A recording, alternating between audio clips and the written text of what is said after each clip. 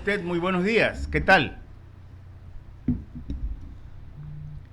Todos a Do- la distancia y por supuesto Hola, también un saludo a quienes nos están mirando y escuchando en I99. muy gentil doctor. Inicio yo, me acompaña Javier Segarra, Ramiro Cepeda, inicio yo, doctor Quintana.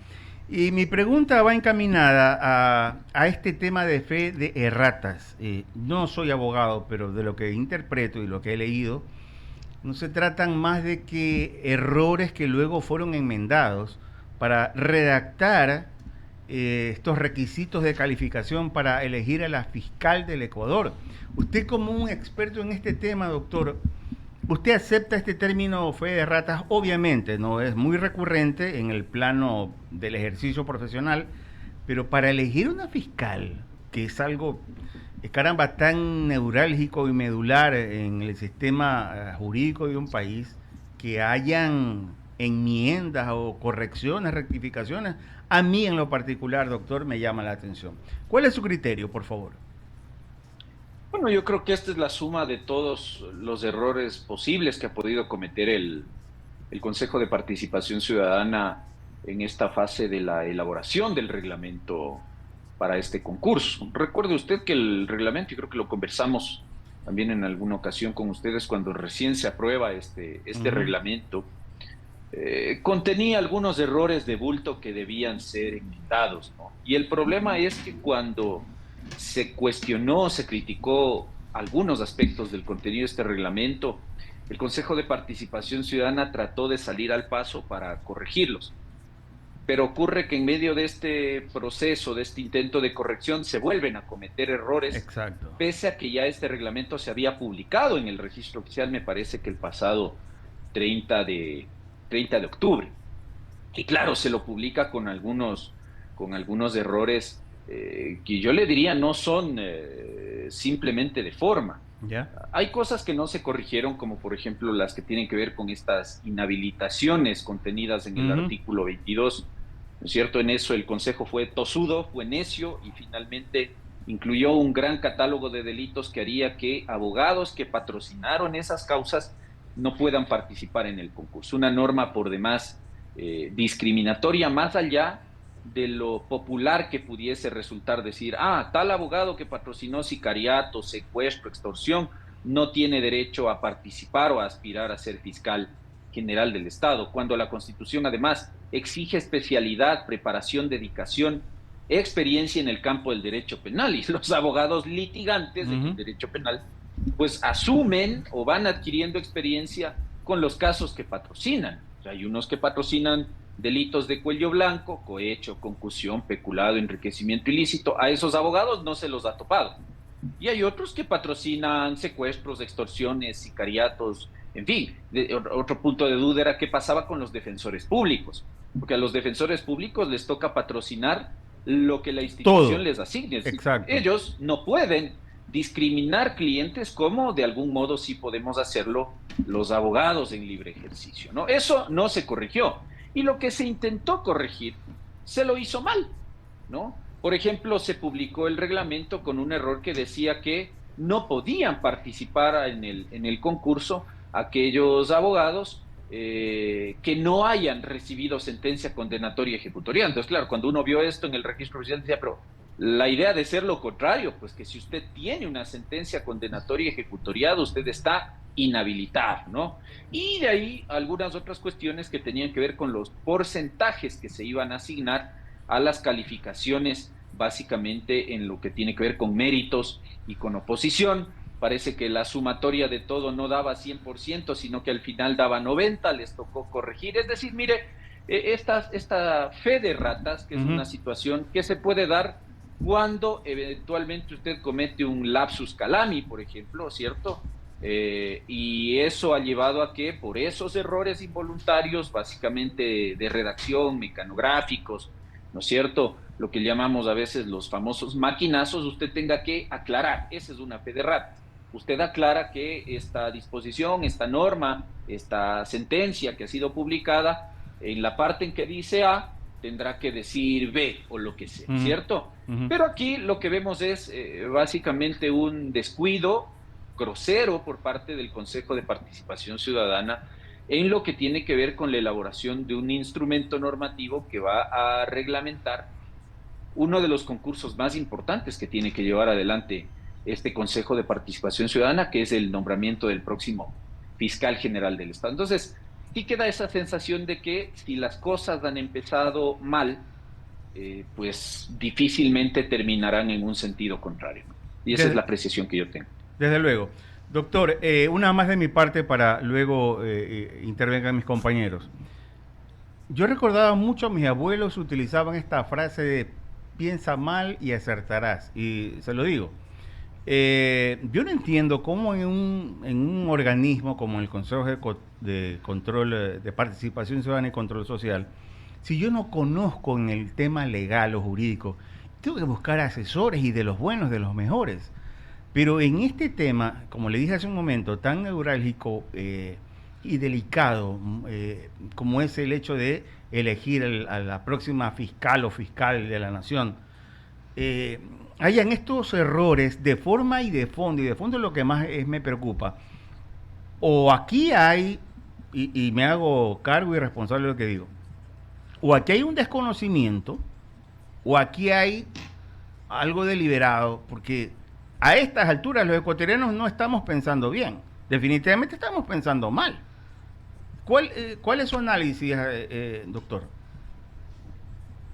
Yo creo que es una mezcla de las dos situaciones. Yo creo que hay algo de incapacidad en los miembros del Consejo de Participación Ciudadana y, digamos, demás funcionarios que colaboran con estos consejeros para sentarse a discutir una cuestión que es tan básica. Es que yo no sé por qué aquí creemos que cada vez que hay que instrumentar un concurso para nombrar contralor, para nombrar miembros del Consejo de la Judicatura, para nombrar fiscal, para nombrar procurador, para nombrar superintendentes, nosotros tenemos que elaborar cada vez un reglamento para un concurso.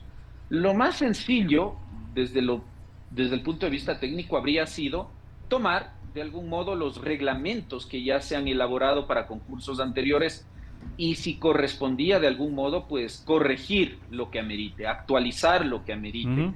establecer los requisitos, los impedimentos, las condiciones, las etapas del concurso que este consejo estime. Pero tenemos en Ecuador este terrible defecto de el borra y va de nuevo, ¿no?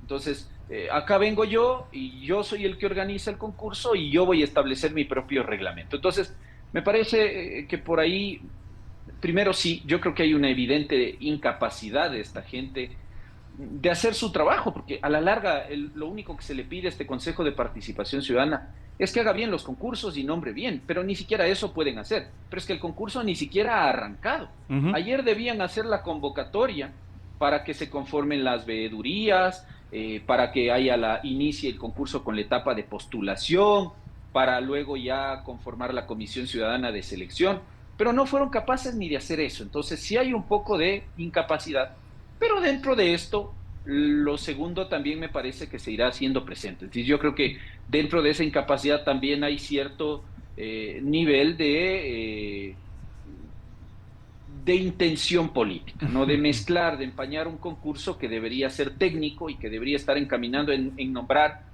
a la mejor persona posible, a la más capacitada, a la persona que tenga o que reciba la menor cantidad de Ujú. señalamientos posibles para un cargo tan delicado como es el de fiscal general del Estado. Pero yo creo que ahora es muy apresurado hablar de si hay intencionalidad política o no detrás de esto, porque primero no sabemos quiénes se van a postular. Y creo que esto lo vamos a ir descubriendo en el camino. Es decir, cuando empecemos a ver lo que habitualmente vemos en esta clase de concursos, ¿no?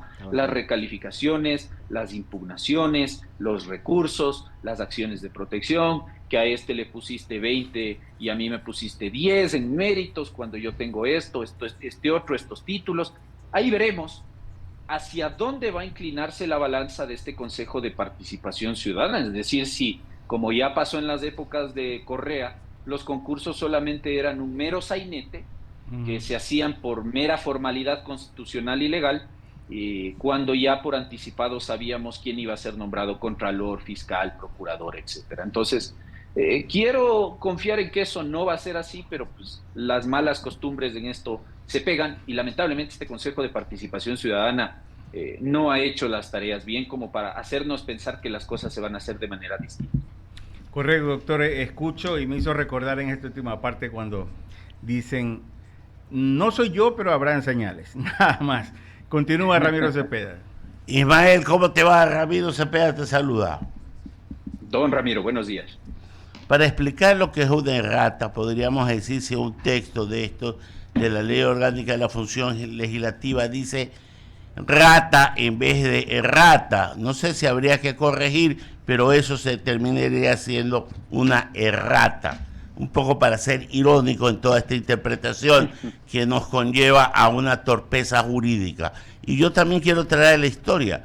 La errata más burda que existió y se aplicó en este país para soslayar la sucesión presidencial fue en el evento de la señora Rosalía Arteaga Serrano, a quien por derecho le correspondía asumir la presidencia ante la ausencia del presidente Bucaram, pero se guindaron de una errata de los legisladores del periodo inmediatamente anterior al año 96 que soslayaron y la interpretaron. Por eso, hoy por hoy, a mí nada me llamaría la atención, absolutamente nada, si se aplicó eso al más alto nivel. Yo quiero llevarlo a usted a un tema que se lo pregunté a nuestro anterior entrevistado, y usted es un hombre de derecho. El tema del señor Topic, no sé si lo ha podido estudiar, pero hoy por hoy la justicia debe de discernir de manera oportuna si el señor está incurso en una infracción de tipo electoral o no, si su conducta se adecua sí o no a la imposibilidad señalada por la ley respectiva para que él pueda ser inscrito como candidato. A ver, lo de Topic me parece que está bastante claro. La norma constitucional, artículo 113, número 1, determina que no pueden inscribir candidaturas o no pueden ser candidatos a cualquiera de las dignidades de elección popular quienes al momento de inscribir la candidatura mantengan contratos con el Estado en cualquiera de sus niveles, ¿no? Es decir, el gobierno central o gobiernos autónomos descentralizados en calidad de personas naturales o de representantes legales o apoderados de personas jurídicas, pero la condición para que esta inhabilidad se evidencie o se produzca es que ese contrato con el Estado se haya suscrito con el objetivo, 1, de ejecutar una obra pública, 2, de explotar recursos naturales, o 3, de prestar un servicio público. Esas son las 3 condiciones que fija el artículo 113, número 1 de la Constitución. Digamos, en el caso del precandidato Topic, yo no encuentro que estos supuestos contratos que él como apoderado, se ha dicho, o representante de algunos consorcios o de empresas, mantienen con la municipalidad de Manta, encaje dentro de estos 3 presupuestos. Es decir, el tema de los fotorradares y ese tipo de cosas no son contratos para la prestación de un servicio público, por si acaso. Eso no implica ni de lejos la prestación de un servicio público, y eso cualquier administrativista medianamente conocedor del tema se lo va a explicar. Tampoco implica la ejecución de obra pública, ni mucho menos la explotación de recursos naturales en este caso, ¿no es cierto? Es sencillamente un contrato de provisión de bienes, y lamentablemente ese tipo de contratos pues no están incluidos dentro de la inhabilidad constitucional. Entonces a mí me parece que el Tribunal Contencioso Electoral se está enredando en un tema que realmente es bastante sencillo de dilucidar. El señor Topic es como persona natural o como representante o apoderado de una persona jurídica contratista del Estado. Esa es la primera pregunta que se tiene que resolver. Y luego, si es que siendo contratista del Estado, ese contrato implica prestación de servicios públicos, ejecución de obra pública o explotación de recursos naturales. Si no está dentro de las 3, la respuesta es muy sencilla: no hay inhabilidad y en la candidatura debería ser calificada. Yo creo que en esto el Consejo Nacional Electoral, vea que yo pocas veces coincido con esa gente, que espero que se vaya pronto a su casa además, pero en esta vez coincido con ellos. La candidatura debería ser inscrita y calificada. y espero que el Tribunal Contencioso Electoral en esta ocasión, porque además de eso uno aspira de un órgano judicial, obre con la suficiente independencia y con la suficiente imparcialidad y termine de desestimar esos recursos subjetivos que se han planteado en contra de la decisión del Consejo Nacional Electoral y de viabilidad a la candidatura del señor Topic, no porque nos puede caer bien o nos puede caer mal, sino porque sencillamente desde lo jurídico, desde el plano constitucional, no existe inhabilidad alguna. Además, perdón que se lo diga, ya desde lo político y con todo el respeto y la consideración del caso a la gente de Sociedad Patriótica, por supuesto, pero sí es llamativo que Sociedad Patriótica en la elección anterior, en la que también participó Topic como candidato presidencial, Sociedad Patriótica respaldó esa candidatura, la auspició en alianza con el Partido Social Cristiano. Y acá se ha dicho que el contrato es un contrato para 10 años y que fue suscrito en el año 2017, lo cual nos llevaría a discutir que entonces, si la inhabilidad está presente hoy en 2024, quiere decir que también lo estuvo en el año 2023. ¿Por qué Sociedad Patriótica en ese momento no objetó la candidatura o no impugnó la candidatura? Ahí sí no había ningún problema. Es más, insisto, porque además aquí no solemos olvidar esas cosas. Sociedad Patriótica respaldó la candidatura de Jan Topic. Entonces, me parece que aquí están entrando en juego otra clase de ingredientes que no son precisamente los jurídicos, ¿no? Sino otro tipo de intenciones. Eso lo tengo claro, Ismael. Políticas. Pero déjeme ver si lo entendí bien al inicio de su respuesta. Que la inhabilidad tiene que ser que tenga contratos con el Estado y que este contrato tenga como objeto la prestación de un servicio público. La prestación de un servicio público, la ejecución de una obra pública o la explotación de recursos naturales. Nada más. En el caso de tiene que ser consecuente la primera con la segunda. No puede entendérsela que solo sea un contrato con el Estado. No, porque si fuese contratos con el Estado, asumamos que usted tiene una empresa de catering y le presta servicio de catering alimenticio al Ministerio del Ambiente y resulta que usted mañana quiere ser candidato a asambleísta por la provincia del Guayas. ¿Está inhabilitado? La respuesta es no. No cualquier contratista del Estado está inhabilitado y eso creo que, o aspiro a que en el Tribunal Contencioso Electoral se tenga absolutamente claro. La inhabilidad se produce solamente en esos 3 escenarios. Así que usted puede ser contratista del Estado, pero no cualquier contrato con el Estado le inhabilita para ser candidato, solamente si se producen estos 3 escenarios. Y en el caso de Topic, al menos desde mi punto de vista, es un punto de vista solamente jurídico, me parece que no encaja dentro de ninguna de las 3 opciones. Por lo tanto, creo que esa candidatura debería prosperar. Primera vez que lo escucho y lo escucho con respeto. Le paso a Javier Segarra. Gracias, Ramiro. ¿Cómo le va, doctor Quintana? Buenos días, un gusto saludarlo. Una sola inquietud. Lo único cierto es que en nuestro país, doctor Quintana, son los intereses políticos antes que los jurídicos, los que realmente que quieren los ecuatorianos, los que han prevalecido. Y usted y yo vamos a seguir hablando de lo mismo, jurídicamente obviamente, pero lo político parece que es el peso final o el peso pesado con la cual este país no sale. A ver, yo creo que sí. Y eso se agrava cuando estamos entrando a una época electoral. Uh-huh. Entonces, lamentablemente nuestros estamentos parece que, bueno, nuestra muy débil institucionalidad parece que va volcando todas sus decisiones, sus actuaciones sobre la base de eso. Yo creo que lamentablemente tenemos muchas instituciones que ni siquiera tienen una afinidad con un gobierno, sino con el poder de turno, ¿no? Eso está pasando hoy. Yo creo que hay que decirlo con mucha frontalidad, con respeto, pero con frontalidad.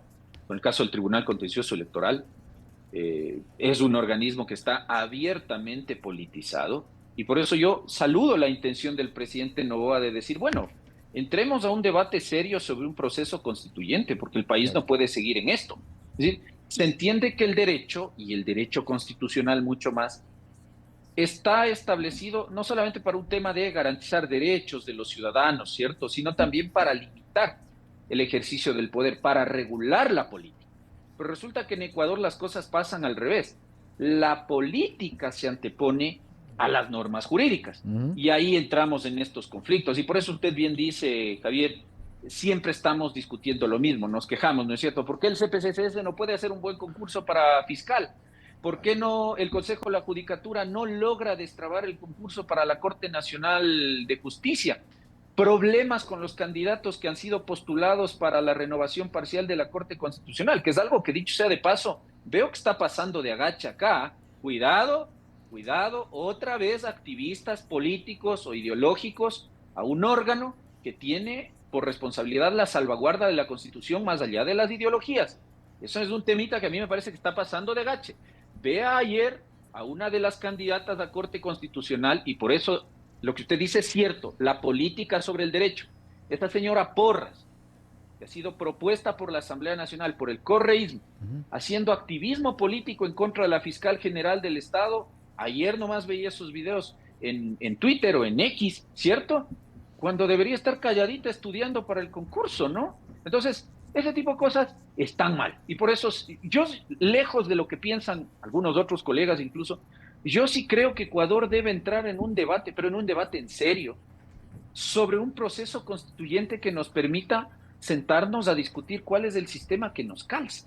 Porque si no, ahora, si las constituyentes van a hacer lo que clásicamente han sido en Ecuador, que es el quítate tú para ponerme yo, que es lo que hizo, por ejemplo, Correa y han hecho otros, bueno, para eso no es un proceso constituyente. Yo lo que le estoy hablando es que Ecuador necesita un profundo cambio en sus bases y en sus instituciones políticas y jurídicas. Yo por eso digo, este Tribunal Contencioso Electoral en algún momento debe desaparecer. El Consejo de Participación Ciudadana es un lastre institucional que debe desaparecer y así podríamos, digamos, seguir discutiendo este tema. Pero el problema está, y por eso es política sobre el derecho, en que a nuestros políticos eso les parece feo cuando ellos no ostentan el poder. Pero cuando ellos llegan a una legislatura, cuando ellos llegan a una presidencia de la República, parece que se toman un embellecedor, ¿no? Yo digo siempre esto como en la novela esta de Betty la Fea. Cuando don Armando estaba sobrio, le veía a Betty fea, pues, ¿no? Claro. Objetivamente fea. Pero cuando se tomaba un embellecedor, la cosa cambiaba y pues se sentía seducido y la veía bonito. Eso les pasa a nuestros políticos, ¿no? Asumen el poder, ese es el embellecedor, y entonces ven hermoso al Consejo de Participación Ciudadana, ven precioso al Tribunal Contencioso Electoral, ven un chocolate en la Corte Constitucional y entonces quieren dominar eso. Entonces no salimos de este Frankenstein, de esta Constitución que fue hecha precisamente para capturar el poder. Lo hacen porque políticamente les conviene cuando están en el poder, así de sencillo. Y lo otro, cuando usted habla de un debate serio por el bien del país, es que ese debate es lo que necesitamos los ecuatorianos para buscar esa famosa institucionalidad de la que hemos hablado usted y yo en muchas ocasiones y que no logramos concretarla a nivel país y que permita una gobernabilidad como debe de ser una democracia en cualquier país del mundo. Sí, precisamente por eso, porque nuestros políticos no piensan en el país. Los que pensamos en el país somos los de a pie, pues, ¿no? Los políticos piensan en ellos y en sus situaciones particulares. Y entonces, claro, insisto, cuando se llega al poder, lo que antes me parecía feo, ahora no me parece hermoso. Pero si le pasó al presidente Lasso. El presidente Lasso pasó 10 años de su vida, o al expresidente Lasso, diciendo que la Constitución era mala, que el Consejo de Participación Ciudadana debía desaparecer. ¿Qué hizo cuando llegó al poder por desaparecer al CPCCS aparte de nada, ¿no? Aparte de controlarlo a través de este señor Ulloa y compañía, ¿no? Aparte de eso, nada. Y hoy ha pasado un tanto lo mismo. Entonces, el Tribunal Contencioso Electoral nos parece odioso, la Corte Constitucional nos parece un desastre, cuando no es nuestra corte, cuando no es nuestro tribunal, cuando no es nuestro procurador, cuando no es nuestro contralor, ¿cierto? Y eso no seguirá pasando porque además es un tema cultural. Entonces, el debate serio debe pasar incluso por un tema educacional, educativo, generacional. Yo creo que ya las nuevas generaciones tendrán que formarse en esto de la ética, del respeto a las normas, ¿no es cierto? Porque desde ahí viene el tema. O sea, si yo me cruzo un semáforo en rojo, cuando no debo hacerlo, si yo invado vía Si yo en una calle que es una vía hago otra, ¿cierto? Si yo me salto la fila del banco, del supermercado, de lo que sea, estoy violando las reglas. Claro. El problema es que esa gente cree, o crece, o crecemos con esta cultura del irrespeto a la norma, de que aquí hago lo que yo quiero, y el día de mañana ya no es saltarse la fila de un banco. El día de mañana es cometer peculado, cometer enriquecimiento ilícito, cobrar sobornos por decidir un caso, ¿no es cierto? Porque esa gente mañana llega a ser fiscal, procurador, contralor, juez de la Corte Constitucional, y entonces tenemos estos problemas. Entonces, yo creo que sí, la idea de un proceso constituyente a mí me parece que debe ser bien debatida, pero si es que vamos a debatir un proceso constituyente serio, si va a ser el tema de hacer lo que hizo Correa, que es poner a sus panas en la constituyente para bajarse a la fiscal, al procurador, al contralor, a la Corte Constitucional y poner a mis panas, bueno, para eso no están los procesos constituyentes. Y eso me parece que Ecuador ya lo ha vivido. Totalmente de acuerdo. Doctor Quintana, quiero agradecerle por haber estado con nosotros, que tenga una buena mañana. Así que nada, esperemos, porque los ecuatorianos ya estamos asqueados políticamente. Gracias, doctor Quintana, buen día. Un abrazo, buenos días. Gracias, el doctor Ismael Quintana. Deme la hora, por favor. Con mucho